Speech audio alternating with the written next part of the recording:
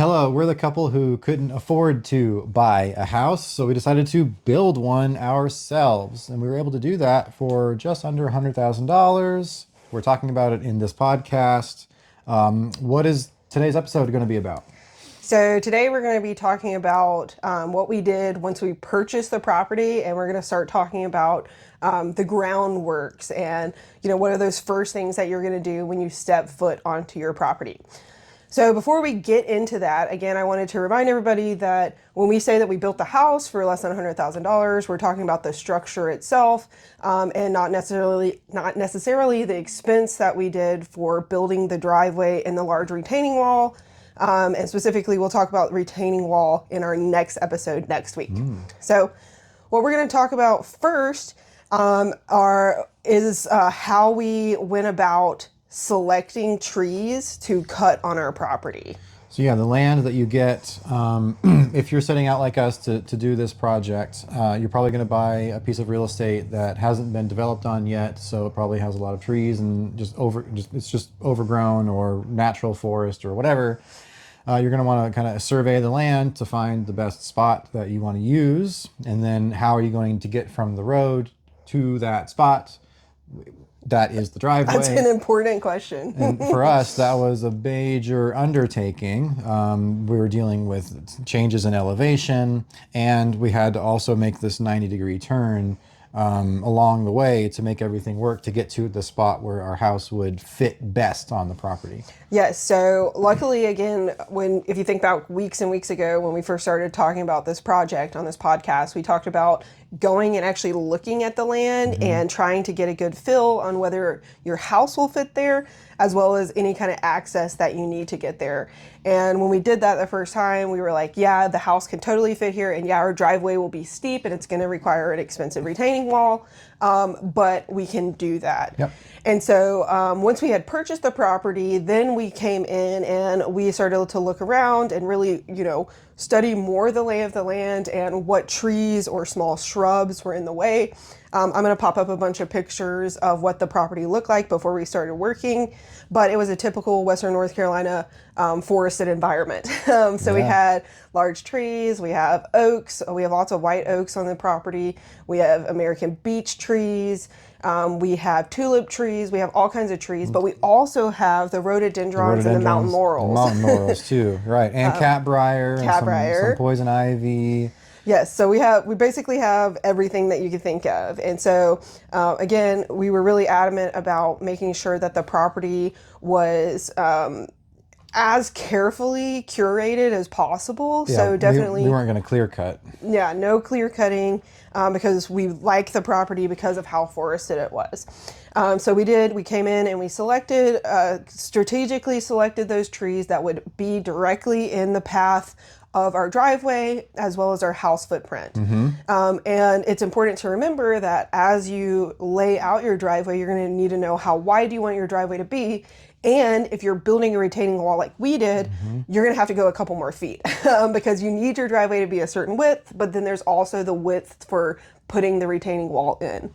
Well, yeah. If you're talking about like the actual footprint of where the first block goes, that needs to be a little bit further out from where you envision the actual top of the wall ending up, because as you go up with the wall, it's going to stagger back every block a little bit. Yeah, and we'll talk specifics about the retaining wall in our podcast next week. So if you're interested in learning more about that process, we'll talk to you about what we did and what that process looks like. So we came in. Yeah, we were walking through. There's trees that are about as big around as you can wrap your hand around. Yeah, maybe a little bit bigger. Those were fine. There was no threat to take those down. So we were chopping some of those trees down with a chainsaw, and we found our way to the main site where we wanted the house to be, and we're putting stakes in and setting up flags about the corners, and because at that point we knew the dimensions of the house. Yep. So we knew the outside footprint of what the house was. It was going to be 30 feet this way, 20 feet this way, just one box. And so then we were able to stake that out using a big tape measure and some flagging tape, and some stakes. And then you can kind of visualize, okay, if that's going to be there, then what else has to happen around it to make it work? Yes, and that was when, we started thinking about those larger trees, and we already mentioned previously that we had hired a company to come in and cut out those larger trees because we were worried about them hitting neighbors' houses. And we also talked about all of the disaster of having to clean up all of those branches that were left over, because we did just get them to cut them and leave them where they fell. And then we had to do all the cleanup from that, which was a nightmare. That was a lot of labor. Yes, very much.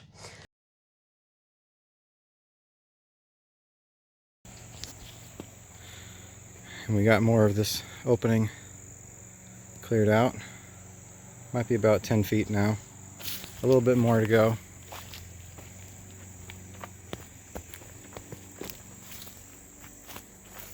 Like that tree's gonna go.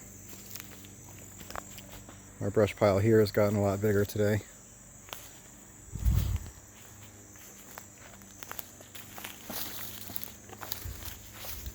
I think these two trees here will probably have to go. I need to mark those. That one's probably safe. But we need the driveway to come through here. And then we have this open spot. This is where we're going to have to have a retaining wall wrap around here so we can elevate this and wrap it back this way. And this is mostly what we did today, is in here. Look at all this open space now. This tree right here has got to go. I got to mark that one. That tree was the biggest one we've done so far. And we got bigger ones to go.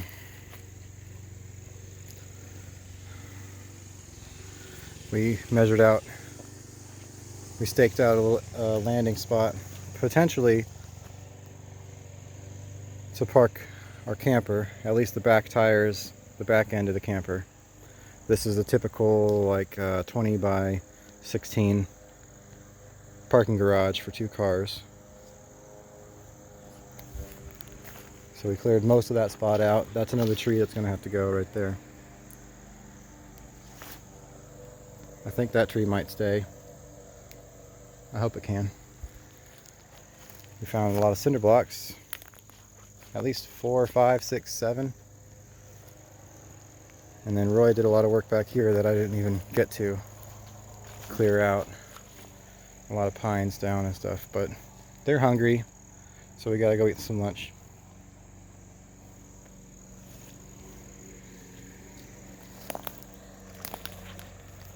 And that's it. That's our progress report for day 2.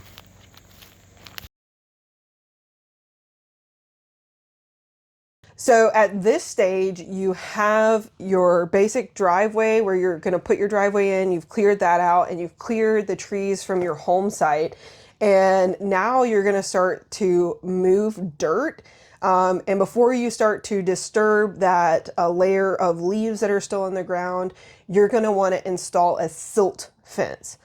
So a silt fence is an erosion control measure, and depending on who you ask, they either are or are not required for a property.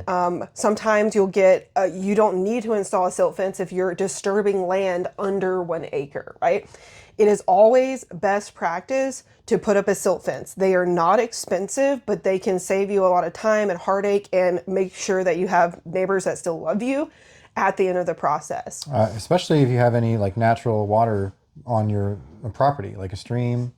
You don't, it's very easy to have, when you have upturned soil and it rains, and then all that soil starts ending up in the stream, and that's bad for the wildlife and the whole ecology of that, right? Yes, most definitely. Yeah, we do have a small stream that runs between the 2 parts of our property that comes down to a little valley. And being a stream scientist like I am, I wanted to do everything in my power to protect that stream. And so we did install our silt fence, and we made sure that our silt fence ran the full length of our footprint of our house, as well as stretching over to where our driveway was.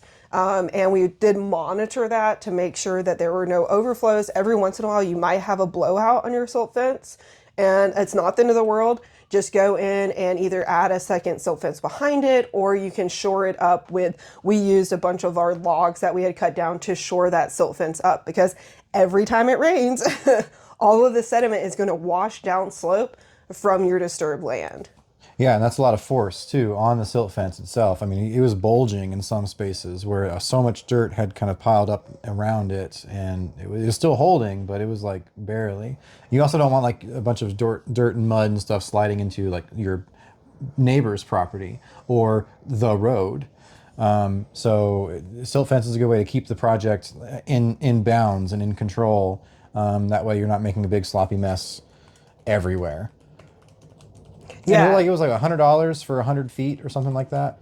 yeah, it's super affordable, and we went ahead and went with the roll that already had the stakes pre-installed. You can buy silt fences that are just the fence itself, but you would have to attach them to your own fence stakes.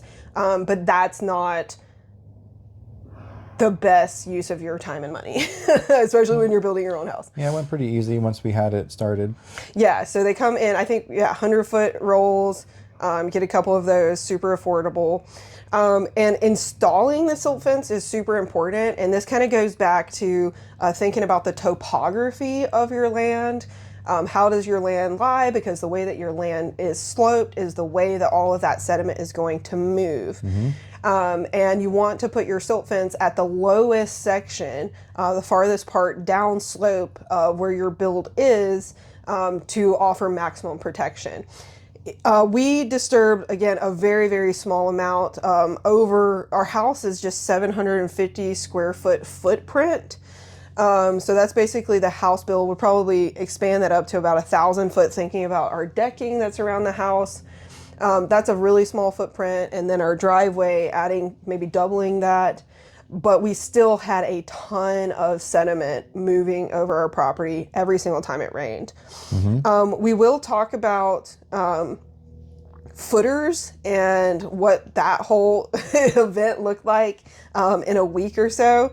But when we did start disturbing our soil and we started to dig the footers out for our house itself, there were lots of rainstorms. So Transylvania County, where we live, is considered a temperate rainforest.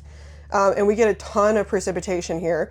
It ebbs and flows with climate change. Especially in the summer too, which is exactly when we were doing all the groundwork. This is like August, September when we're doing this work. So it rains a lot. And one of the things that we invested in was this ginormous, like, how big was that tarp? It was 100 foot by 100 foot. And we got two of them. We got two 100 foot by 100 foot tarps. And we covered the ground with them when we knew a big rainstorm was going to come. And that was a big messy mess, but I think it did help reduce how much sediment was flowing off of our property. Yeah, I mean... It was disgusting. Yeah, it was gross. Slopping in there and... It was a lot taking of mess. putting it on wasn't so bad, but getting it off after the event was super gross. Yeah, so... that was another thing that we had done. We also repurposed the tarp for a couple things. One of the things that we actually used the tarp for after we had the soil covered up was a weatherization for our camper. We put a skirt on her. We repurposed that tarp to skirt the bottom of the camper so that those winter winds wouldn't be blowing through underneath the camper and sucking all of the heat out. Which, if you've ever lived in a camper, you know, does happen. They do have some insulation, but it's not anything. Yeah, it's like basically a tarp level, a tarp level of insulation. So multi-purpose tarps. I would say tarps are good to have for your job site no matter what, but also, again, if you need to cover your land. When it comes to installing the silt fence, when you buy it, it's not going to give you instructions on how to do that. You can find YouTube videos on how to do it, but if you look at the silt fence, there's going to be stakes, right? And between each stake is this fencing, and at the bottom, the fencing is not stapled on, right? So it have this little flap that kind of pulls up. And what you do is you put the silt fence into the ground up to those bottom staples. and then you pull the bottom of that silt fence over and you put some kind of sediment on top of it, right? So then you have the silt fence here, it's pulled over, and then there's sediment on top of it so that it's holding the fence in place. So when those big storm events do happen, you're less likely to get a blowout across the bottom.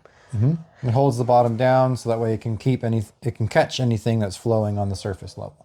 Yeah. So again, something that is super important for you to do and will help protect the rest of your land, as well as any kind of critters or streams that you might have in anywhere near you. You might also be far away from a stream, but everything ultimately gets to a stream. You've probably all driven down a road after a rainstorm and seen like driveways washed out into the roadway and mud everywhere. That's the problem we're trying to avoid here. So please do install your silt fence if you can. Install 2 of them. Install 3. So yeah, that's the step that you want to do before you really start digging too much dirt up, right? Yes. So we did that. We did that after we finished all the trees and clearing the brush. Yep. Before we got the excavator and started digging and getting stumps out and all Yes. So again, you want to do it as soon as possible. Again, don't put it up before you cut your trees down because they're just going to fall on top of it and break your silt fence. But before you start removing that soil layer or that grass layer or whatever that natural layer is on your property, do put up your fence. It's going to help in the long term. We still have our silt fence up. It's great. We still have a part of the far part of our house, our yard. I'm eventually going to install a rain garden in, and nice. Instead of taking out the silt fence, we decided to leave it up because there's going to be more ground disturbing activities. And we have a couple different retaining walls here and there that we're going to build. So it's best to leave it up until you're absolutely done with it. Yeah. So we have our property. We have surveyed the property, we've studied the land, we looked at the topography, we've gone in, we've identified generally where our driveway is going to go, where our house is going to go. We've cut our trees, we've installed our silt fence, and we are ready to start doing something, right? So what we did next was renting equipment, right? So we knew we needed a driveway because everybody needs a driveway. And we knew that in order to get that driveway put in, we would need heavy machinery, right? Because up to this point, we're clopping things down with our hands, using chainsaws and shovels for things here and there. We're not shoveling a driveway. We're not shoveling a footer. No, it doesn't make sense to. Since we have technology, we can use equipment, and it's actually really fun too. So it's one of the major expenses of the early going, probably, but it's well worth it to do because it can make a lot of work happen in a single day, and you're not breaking your back doing it. Then those tree stumps are really difficult to deal with. I guess like we talked about this in a previous episode, but you can get a stump grinder if you just need the stump. If you just need the stump out of the way for your driveway. If you're going to be doing any kind of conduit or plumbing or pipe work, then you need the stumps out of there so you can run your trench. And so because that's what we wanted to do, we had to get all the stumps out from the driveway and the house plot itself as well. Yeah. And so we talked about the types of equipment that you're going to need to rent in episode 8 and 9, which are the last 2 weeks that have come out. But it's important when you're looking at those rental sites, they're going to show you a ton of things, right? Not only just a ton of different types of equipment that you can use, but you might say, I know I need an excavator because an excavator is going to have that cool arm. You're going to be able to grab things, pull things out, and also scoop with a bucket. But when you look at the excavators, you're going to see like 15 different sizes. That's probably exaggeration, but no, there's quite a few. Yeah, there's quite a few different. I mean, if you go up into like commercial or like road construction, like they get huge, like crane size.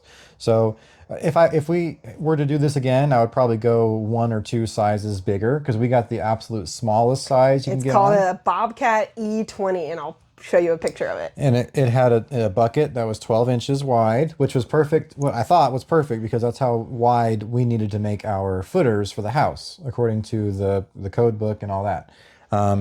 What it wasn't that good at was picking up stumps out of the ground. Yeah, like giant. We're talking. So probably the biggest tree that we cut down was probably like this wide, and if it's this big and its trunk where it comes out of the ground, it's 5 times bigger underground. The root ball just keeps expanding and expanding and expanding, and it just has all those the roots themselves. Some of the roots were this big. Yeah. So our little excavator wasn't going to just break that and push it out of the ground. We had to do a lot of fine digging. We had to essentially make a crater around the stump and get in there with some hand tools and try to lop all of the individual, saw off or lop off all the individual root systems around it before the excavator could then just tilt over the raw root ball. And then even then with the bigger stumps, the excavator couldn't actually pick it up. We had to like kind of maneuver it and drag it and get it to roll out of the crater. And there's still a couple of them around the property where they're just kind of open, sitting there out of the way, but can't move because it's so big. Yeah, and that's fine. They'll break down. They'll become wildlife habitat. It's probably already wildlife habitat. It's definitely wildlife habitat. I'm sure some of our log piles around have had like yellow jackets and other bees and some insects throughout. We do have a ton of birds that come to our property, which is super cool. And it's probably because, again, we protected so many trees, but we do have all of this habitat for all of the insects that those birds like to eat, which is very cool and hopefully not deterring any of you from leaving as many trees as you possibly can on your property. So if you can find a way to shell out a little extra cash to get a little bit bigger excavator, it'll make it even easier moving things around. And if you can get a bigger bucket, then you can move more dirt in at a time, making your time more efficiently used. So, and maybe you can talk with the rental equipment folks and tell them about the scope of your project. How long are you envisioning your driveway to be? Ours is almost at 100 feet long. If your driveway is going to be a lot longer than that, or if you need, or even like you needed a bigger, taller retaining wall, you're moving a lot more dirt, they would probably recommend something bigger.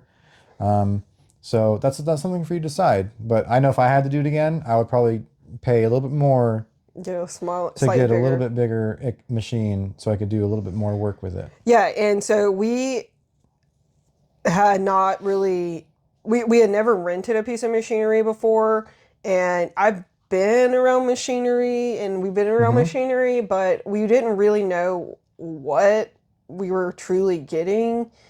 So it probably is good to visit your local rental shop if you're not familiar with that, just to see sizes, because you could easily get something that's too big, like especially if you're trying to conserve as much of the natural environment as possible. You don't want to get something that's too big for that footprint that you're working with. It's definitely going to disturb a lot of soil wherever it goes, for sure. And also thinking about like what kind of track or wheel base that it has is important, because some things will have like actual wheels on them. Some machines will have tracks, and depending on what your space looks like, one might be better than the other. I do know that 2 times we kind of slid a little bit on our slopes and we knocked the tracks off of our skid steer. The tire tread got caught on a root that was still sticking out of the ground, and that was just enough to dislodge it off the thing. But then we called up the rental folks, and like within 20 minutes they were on site and fixing it. Which I think is another good reason to like rent something, especially if you're just going to build your own house and you don't have like a business you can use that for. Because those people were on call and like they would just come over and help us fix it. Just right then, and we didn't have to really worry about anything. Only thing that we had to do was pay for the diesel fuel to run. It was diesel, right? Yeah, and I think we only filled it up like maybe once or twice in the whole 4 or 5 weeks that we used it. Yeah, and every time every time we called them over to come repair it, they loved seeing all of the things that we did with such a small excavator. They're like, no way, and we're like, yes way, we did that with this excavator. So that was kind of fun.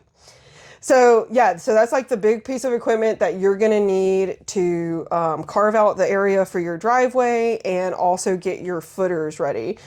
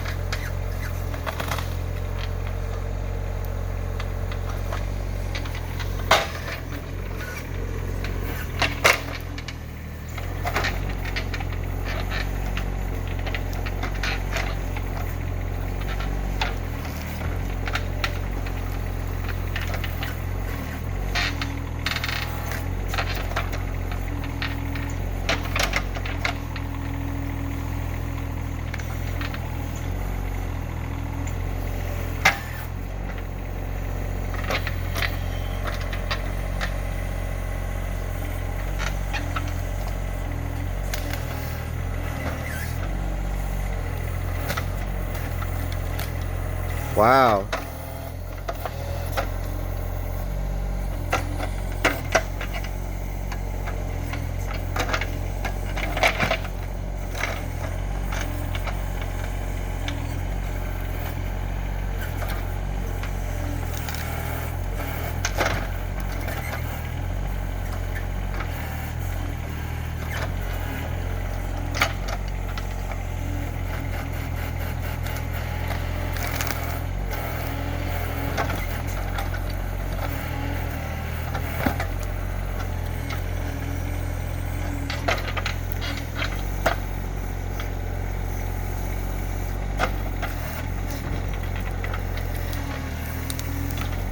Wow. Good job. Now we're gonna pick it up and we're gonna walk it.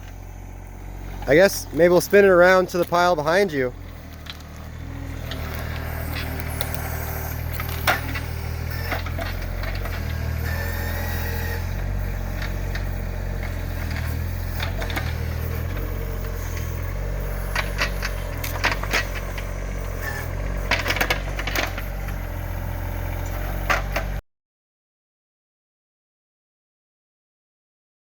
You could probably also do well with a bulldozer. So the one with like the really long bucket on the front, that would probably make pushing in a driveway easier.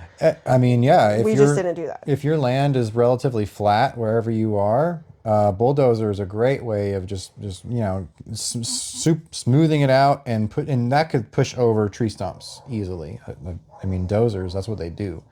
So yeah, you just find a machine that you think would work for you. So when we were using the machine and we were cutting all of the trees down, that's when we truly started to really consider where exactly the driveway was. And, you know, when we first are walking around it, we're like, oh yeah, we can push this driveway in and take this really sharp 90-degree turn. And we don't really need that much space. But then working with this small excavator, we realized actually, you know, to turn a car, we're going to need even more space on that outside corner to actually make this feasible to drive in. And so we changed a slightly bit about how wide our driveway was and what the retaining wall would look like, especially in that steep corner during this process as well. So essentially what we did with our excavator, and we're going to talk about some of these things in more detail. The thing that we've been talking about now is we used it to dig out stumps to get out all of the stumps that were left over. I used it to move brush piles, actually. It has what's called a thumb attachment on the bucket, so it can just grab a whole bunch of tree branches and other things and just whoop, and then I can go put it away somewhere else, out of the way. Yeah. So I moved a lot of brush piles with it as well. Yeah, so digging out the stumps, moving those brush piles. It was super helpful for all of that. But it has a little bit blade on the front of it, kind of like a bulldozer, but it's like very small. It's good enough to like scrape and make an even kind of smooth a grade of land. So like we used it to smooth the dirt as we were kind of moving it around, and that was a big part of the project as well. Yep. So that helped us get the excavator itself down Sure. to the footprint of the house, where we then used it to remove more stumps from that footprint of the house, but also to start to think about what the land would need to look like for our house. So we have that half crawl space, full basement. So there's this wall of dirt 4 foot tall that we carved out. So we carved out all of this soil here. And then once we had that, that's when we started to, you know, think about the footers that were around. And we'll talk in detail about that in a couple of weeks. So equipment, getting the right piece of equipment is important because you're going to be doing a lot of things with that equipment in those first couple of weeks. Since I mentioned the brush piles and we're talking about equipment, another good piece of equipment that could be useful for you would be a what are they called? The things that eat up all the brush and stuff. Bush hog? Brush hog? Oh, a mulcher? Yeah, both probably. A brush hog was just like might something you want run to over do- to carry Yeah, everything you might up. need the brush hog first to go through to carve a path to then start using the excavator, and then yeah, you get a mulcher or rent a mulcher, and because these when you have trees taken down, trees you don't. It's hard to. I mean, they have so many branches, and so when it's on the ground, it's like, wow, I can't do anything with all this stuff. It's in the way. So if you have a mulcher on site and you can eat it up and make it into a little pile, that condenses the space it takes up a lot. We ended up doing some burn piles that I talked about before, which I'm a little bit regretful of. But if I could do it again, I probably would have just rented or asked around if I could get my hands on a mulcher for a day or two and just fed it all day. Yeah, because then, right, you could, if you have land that you disturb that you're not going to build upon, you could spread the mulch on it to protect that soil. You could put it in your planter box. There's so many different ways you could use that material. And all the carbon that's in those trees and stuff stays in the mulch. In the soil and not in our atmosphere. So, yeah. So that's really important. That's another thing I would redo. Yeah. Okay, so the last thing I want you to think about, and we like you to consider when you're thinking about doing all of this process, is what might be on your property that you were not expecting. So we got the last lot in this neighborhood, and we found out once we started to actually excavate stuff and look around that this was a dumping ground. People were just using it for their trash, stuff they didn't want to pay for to take to the landfill. TVs. I think we threw away like 3 TVs, maybe? Multiple TVs. There was a box spring mattress frame. Yes, from like Not the box 1800s. spring, just the actual spring mattress frame. Yes. How many tires? I'm trying to find the picture. I'll find the picture and pop the picture there's up a of us stack with of the tires. There were so many tires that we found. I think there was at least 6 or 7 tires. Taller than he is when we had them stacked up. We found some just random, like, of course you can have like fast food wrappers and glass bottles, Beer bottles from like 1970. We did find some really nice like whiskey glasses. Yes, the whiskey glasses. They're really small and they're really cool. And we have them in the house. We clean them up. Here's the picture. Now, yeah. Throw that. 1, 2, 3, 4, 5, 6, 7 tires. All right, various sizes. Yeah, and we just trash everywhere. We found. You can see the TV in that picture too. Yeah, TV. And a recycling bin that says the town of Boone, North Carolina on it, which is at least like 150 miles away from us. 3 hours from here. We also found the thing I think shocked me the most was a ton of the realtor signs. Oh yeah, there was multiple realtor signs. It was like somebody was stealing realtor signs from the whole community and just shoving them down the bank on our property. Maybe. Also, our property was on the market for like 300 days. Yeah. So it could have passed. They could have tried multiple people to sell it. Yeah. So that's something else to expect, and just go ahead and get your trash bags ready to clean up a mess, especially if your property is sat for a long time. There's going to be stuff that you uncover. Yeah. I say if you're doing tree work or brush work, wear long sleeves, because there's going to be vines of, some of them have thorns on them. Some of them could be poison ivy. Even if it's in the summer and you're sweating, it doesn't matter. You want the long sleeves to protect your body, because that stuff can really eat through your skin. Yep. So that is all we have for today, but looking forward to next week, we're going to start talking about the materials we use for our retaining wall, and a couple of the little buildings that we built on the property to help us store things while we were actually building the house. Yeah. And then we're going to talk specifically about how we were able to get material on the job site itself with our steep slope. We'll have a fun little thing to tell you about that we did. And then thinking about all of the different materials that go into a retaining wall, because it's not just blocks. Oh, there's layers. Oh, yeah. So follow us along, and we'll have another exciting story time next week.